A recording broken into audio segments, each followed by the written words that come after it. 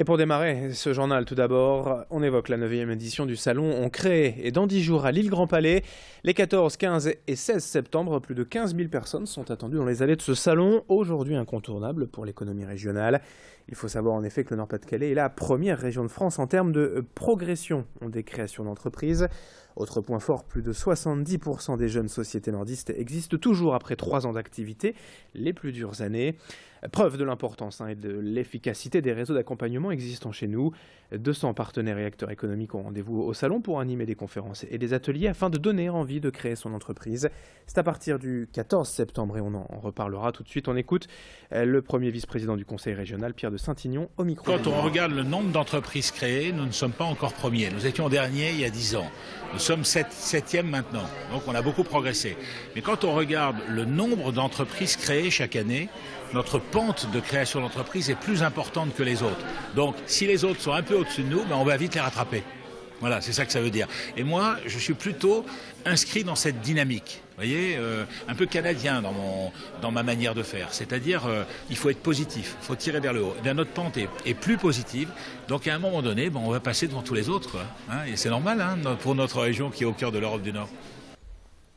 On enchaîne avec un nouveau chapitre dans l'histoire sociale difficile de la Redoute après le plan social validé l'an dernier et qui prévoyait, je vous rappelle, 1178 licenciements jusqu'en 2017. Certains salariés ont décidé d'attaquer l'entreprise devant les prud'hommes car la direction refuse aujourd'hui de les laisser partir.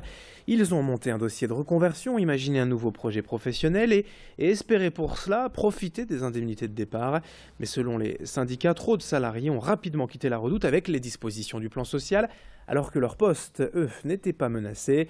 Et ceux qui aujourd'hui ont pris le temps de mûrir leur réflexion se voient refuser ces départs volontaires. 15 salariés ont ainsi assigné la Redoute en justice pour perte de chance, mais d'autres dossiers pourraient suivre selon les syndicats. Explication complémentaire au micro de Pauline Lermite.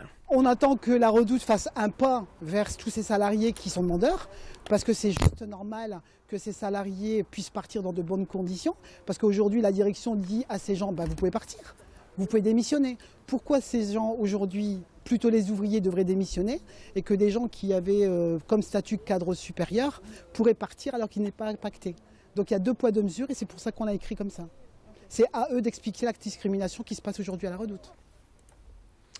7h18, l'info en direct et on va bien sûr évoquer la braderie 2015 à la veille de cet événement dans toute la métropole lilloise, dans le centre de l'île bien sûr, mais qui concerne largement la région. La braderie c'est demain ou même dès aujourd'hui dans certains secteurs. En tout cas pour en parler dans ce journal, reportage à l'hôtel Canaille dans le centre de l'île où il reste quelques places pour ce soir. La nuit de samedi à dimanche, en revanche, c'est complet. Ici, beaucoup de réservations se font désormais à la toute dernière minute. Le week-end de la braderie, c'est un petit événement. Pas de surplus d'activité non plus, le nombre de chambres reste le même. Le service est également, à part quelques attentions particulières pour les clients, souvent étrangers, une clientèle familiale dépassant la quarantaine. Mais le vrai problème aujourd'hui pour l'hôtellerie, c'est la concurrence de plateformes de type Airbnb, déloyale selon le club hôtelier Lille Métropole. Car beaucoup de particuliers lillois louent ou sous-louent leur appartement pour le week-end sans s'acquitter de la taxe de séjour. Une dérive problématique pour la centaine d'hôtels de l'agglomération. Et selon Emmanuel Thébault, président de ce club hôtelier Lille Métropole, qu'a rencontré pour nous Pauline Lermite. Il reste encore quelques chambres sur l'île Centre le samedi soir. Donc ce qui est quand même étonnant parce que là on n'est qu'à 15 jours, donc on peut supposer que peut-être une certaine morosité économique où les gens aussi attendent le dernier moment pour réserver, et puis aussi une concurrence de Airbnb qui se développe de plus en plus. Donc tout ça fait qu'effectivement il reste encore quelques chambres ce samedi soir. En périphérie aussi, il reste encore un petit peu de chambres dans les hôtels, mais bon, je pense qu'effectivement on va être très fortement complet. Quelques mots aussi pour les sportifs du samedi à 24 h des courses du semi-marathon ou du 10 km. Hier soir avait lieu le dernier entraînement organisé par la SPTT de Lille à destination des coureurs inscrits demain. Depuis le 10 août, durant 5 semaines, les entraîneurs du club se sont liés 5 fois par semaine pour des séances de préparation.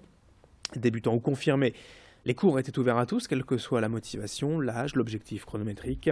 Des conseils quant à la préparation physique, donc, mais aussi mentale et nutritionnelle. Retour sur ces séances d'entraînement avec quelques explications complémentaires recueillies par Louis Caillé.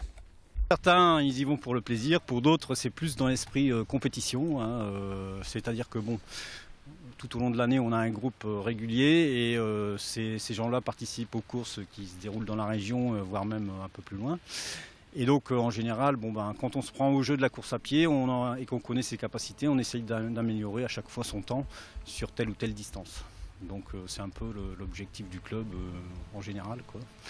Donc, pour l'été, on a tous les niveaux et donc, on est là pour prendre du plaisir avant tout et que ça se passe dans la convivialité.